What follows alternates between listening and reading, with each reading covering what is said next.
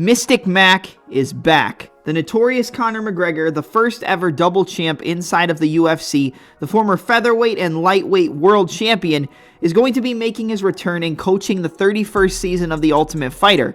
Who is the other coach, you may ask? Former reigning defending Bellator lightweight champion and former lightweight title challenger and the number 5 ranked lightweight inside the UFC in Iron Michael Chandler. Chandler and McGregor will be coaching the 31st season of TUF and then facing off most likely at International Fight Week in July. I love everything about this fight. It gives McGregor a chance to prove the doubters wrong and get his first win in the octagon since January of 2020. McGregor's last win came via first-round knockout over Donald Cowboy Cerrone at UFC 246. However, since then, he's went 0-2 against a man who he defeated back at UFC 178 via first-round knockout in Dustin the Diamond Poirier.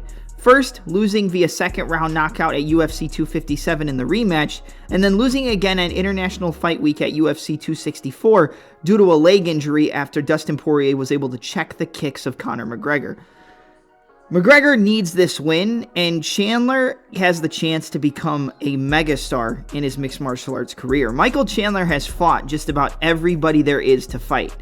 Just inside the UFC, Chandler has fought against the likes of Charles Oliveira, Dan Hooker, Justin Gaethje, Tony Ferguson, and Dustin the Diamond Poirier. That's one of the most stacked resumes of any UFC newcomer that we've ever seen in the history of mixed martial arts.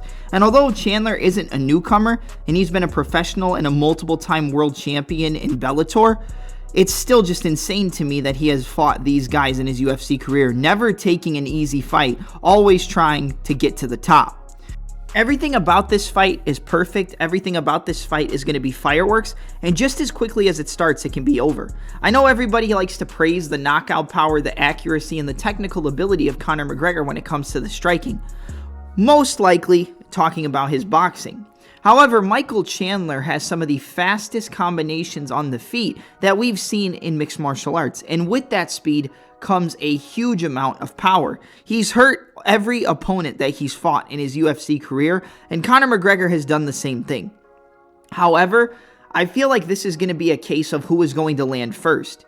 Or Chandler is going to resort to the smart game plan, which would be to shoot in on the hips of Conor McGregor and use his outstanding wrestling base to take down Conor, ground and pound him, and potentially work a submission or control him until he can suck the wind out of the Notorious One. I feel like using the wrestling, as we already said, is the smart game plan for Chandler, but I know that when it comes to this fight, Michael Chandler is going to be looking for war. And Conor McGregor is going to be looking to make a statement after being unsuccessful and going 1-3 in his last 4 fights with a win over Donald Cerrone, but 2 back-to-back losses to Dustin Poirier, and then that loss to Khabib Nurmagomedov back at UFC 229. Michael Chandler fought Dustin Poirier as well, which is something we mentioned earlier, but they went back and forth, and it was a war from start to finish.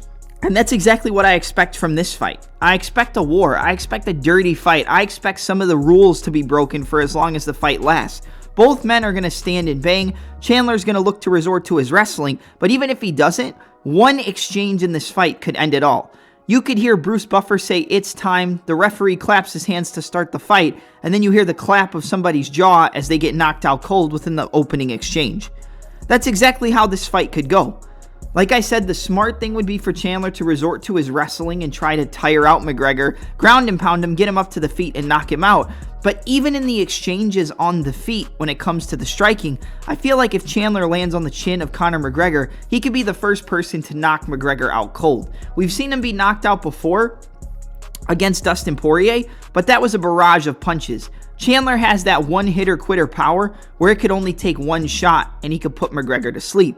And McGregor could do the same thing against Chandler. We've seen Chandler get knocked out before. The range, the distance control, the angles, and the accuracy and power that McGregor possesses in his boxing could put Chandler out cold as he tries to close the distance and open up with a big bomb.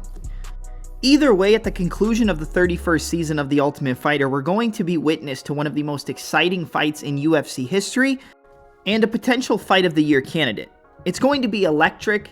It's going to have the crowd on their feet. It's going to have every mixed martial arts fan tuned in with their eyes locked on the screen for as long as it lasts. And that's all we can ask for as mixed martial arts fans. But the one question will be, will Iron Michael Chandler break through and become one of the biggest stars in mixed martial arts history? Or will the notorious Conor McGregor remind everybody what made him so popular in the first place? Only one thing is for certain.